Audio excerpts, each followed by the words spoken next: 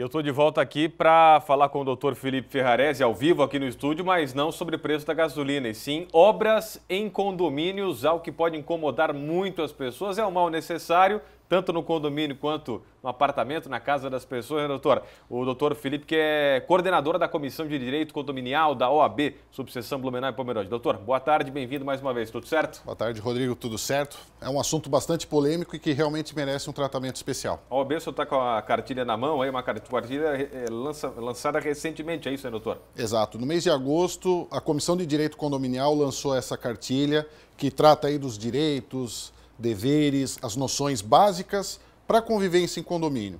Então, todos os advogados e advogadas se debruçaram sobre o assunto, criaram essa cartilha, que está disponível no site da OAB Subseção de Blumenau, na aba Comissões, Comissão de Direito Condominial, e você pode baixá-la inclusive em PDF e fazer a consulta e tirar suas dúvidas e verificar os questionamentos. Cada condomínio tem o seu regimento, né? Que ali diz o que pode, o que não pode.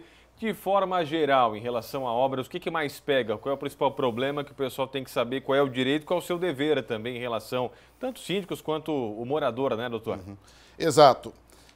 O proprietário da unidade, evidentemente, tem o direito de fazer as obras, né, para justamente aprimorar e ter um imóvel aí com maior conforto.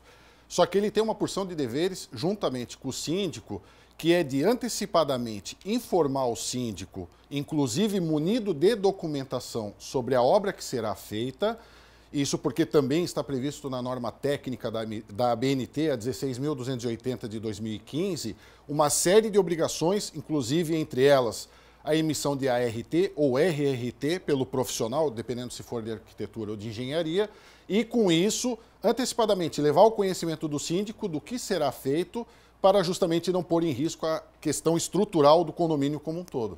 Isso é uma coisa muito séria, né? Porque além do incômodo do barulho, tem isso que o doutor tocou no assunto, que é a estrutura, né, do prédio propriamente dito. Agora, tem perguntas, muitas já chegando aqui, vamos ver se a gente consegue atender alguns telespectadores aí que mandam para o Balanço Geral as questões aqui. Renato, uma obra interna no apartamento tem que ter autorização da administradora ou somente do meu engenheiro contratado? Aquilo que o doutor falava aqui, tem que vir a autorização da onde exatamente, doutor? Exato. O condômino, ele possuindo toda a documentação técnica e a aprovação da engenharia de que a obra pode ser realizada, é importante que antecipadamente ele entregue uma cópia disso ao síndico, para se ter em arquivamento ali condominial, e pode iniciar as obras, claro, observando também as questões do regimento interno com relação ao horário do barulho. Evidentemente que toda obra causa barulho, né? Mas deve ser respeitado ali as prerrogativas e o horário determinado no regimento interno. Mais uma pergunta aqui do doutor Felipe, vamos ver aqui na tela do BG. O Clóvis, o síndico pode mandar cortar árvores que correm o risco de cair sem autorização em assembleia do condomínio, doutor? Sim, é possível, justamente para evitar um perigo, né, para o próprio condomínio e até eventualmente uma possibilidade de responsabilização ou algum dano que pode causar, mas é importante que ele justifique na próxima assembleia os motivos pelos quais ele realmente precisava fazer isso e ratifique com a aprovação, né, dos que estejam presentes. Pequenas obras, além dessa de corte de árvores, que também é um serviço, né? Que tipos de obras, por exemplo, precisa de autorização em assembleia? Tem alguma regra para isso, doutor, ou não? Tem.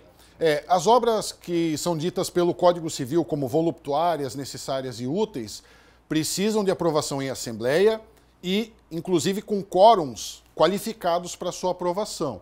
Então, dependendo do tipo de obra, precisa de mais ou menos pessoas, condôminos, que estejam aprovando, mas é importante frisar aqui que existem algumas obras por questões de urgência, né? Por exemplo, estourou um cano num condomínio, ou tem um vazamento de gás que pode comprometer a segurança de todo mundo, o síndico pode, de forma emergencial, agir e depois ratificar o ocorrido na próxima assembleia. Perfeito. Vamos à última participação aqui no seu direito desta quinta do Célio.